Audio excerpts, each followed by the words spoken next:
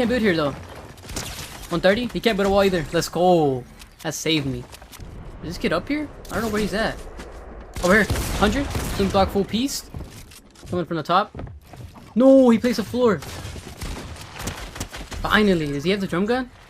No way, he doesn't. This kid wants to key me? No way. 100. Full piece? No, I messed up my edits. Come here. No, why is it shooting at me? Oh my gosh, I still got him. No way. This last kid has to be a bot. I don't know what he's doing. He might even be on mobile. Oh my gosh, he just hit a crazy pre-fire. Oh, I have 0 delay. Oh my gosh, these settings are crazy. Alright, I'm going to be explaining everything in my settings page because I know a lot of you guys are wondering some of my other settings as well. So let's start off with my graphics. As you can see, I'm on 120 FPS mode, and that's because I am on console right now. And if you're on console, make sure you're on 150% brightness because we have shadows, so it makes everything really dark. But if you're on PC, you just stay on 100. My colorblind mode is try to know because it allows me to see in zone a lot easier, and I have my colorblind strength set to 5. I have my motion blur set to on because it allows my clips to look a lot smoother, but it does add some delay. Now if we go into my audio here, all my volume settings, my main audio is set to 100%, so I can obviously hear the game a lot better. And if we go into my sounds, I don't use 3D headphones. I'm not sure, I've never tried it out, so I just have it off. But one important setting in volume is visual sound effects. A lot of pros use this to track any of the footsteps around them. For game settings, as you can see here, I mainly stay on auto, which is NAEs, but for tournaments I do play central. And for all of my movement settings, I do have them set to on. My mantle is set to hold jump, and my hurdle is set to press jump. For all my combat settings, I have all of these set to off.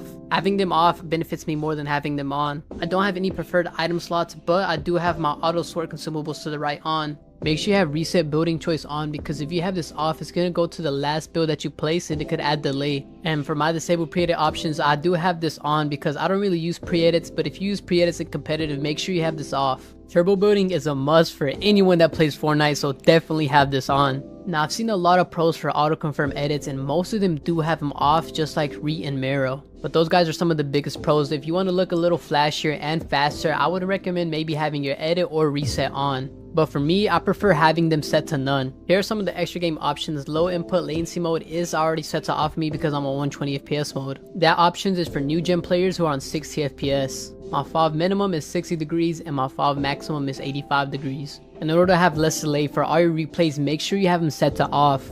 Now here are my reticle and damage feedback settings. None of these settings really help you in game, but they're just personal preference. The only important settings on this page will be damage number scales and also your HUD scale. Make sure your damage number scales is set to the highest. My HUD scale is set to 70% and I honestly don't want it taking up my whole screen, so I did lower it 30% from the default. And here are the rest of the HUD options.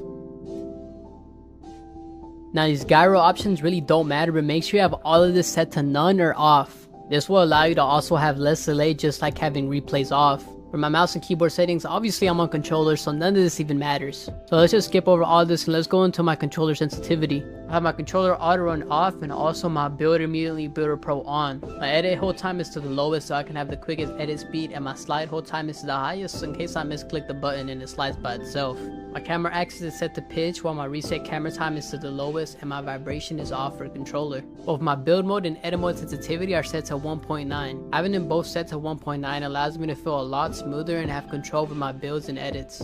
Now for my advanced look sensitivity, my horizontal and vertical speed is set to 46%. Your horizontal is how you rotate left and right, while your vertical is how you rotate up and down. I don't want to have this set too high because then my movement will be too quick, and I don't want to have to set too low because then I'll be stiff. Also, all of my boost is off. Now for my ADS, or also known as aim down sights, I have my horizontal set to 18% and my vertical set to 18%. Now this is one of the most important settings for controller, as this can help your aim so much. I found out that 18% has been the most controlled and allowed me to have good aim. And I also have all of my boost off as well. But my advanced sensitivity is look dampening time. I have it set to 0 and my look input curve is linear. Linear allows me to have raw stick input, which allows me to have more control over my joystick. Exponential allows you to have smaller stick movement, which allows you to have better aim. But exponential does make you a lot stiffer, so I prefer to stay on linear in order to control everything. For your emission strength, make sure this is at 100%. I know some people may tell you to change it to 99%, but that does absolutely nothing, and just keep it at 100%, trust me. Your dead zone is very important on controller for your builds, aim, and edits, and I have my left stick and right stick dead zone set to both 8%. Having your dead zone set too low can cause stick drift, and also having your dead zone too high can allow you to have no movement in your joysticks.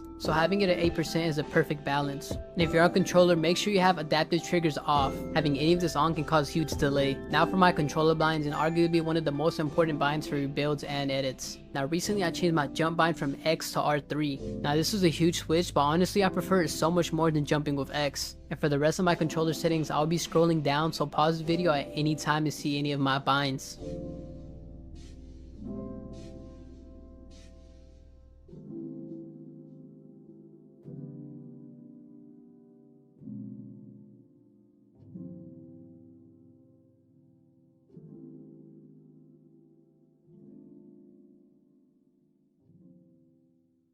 Now as we get down to this edit section, an important setting for this is having double edit binds. That means having a different edit bind and also a different confirm. If you're in a single edit bind and having the same confirm and edit, it's holding you back so much. Having a double edit bind can almost double your edit speed. So if you haven't tried double edit binds, go ahead and try these settings out now. And that's it for today's video. If you guys made it all the way to the end, make sure you comment down below console. We're on the road to 400k, so I'd really appreciate it if you guys all dropped a like and a sub. Hope you guys enjoyed, and I'll see you guys in the next video.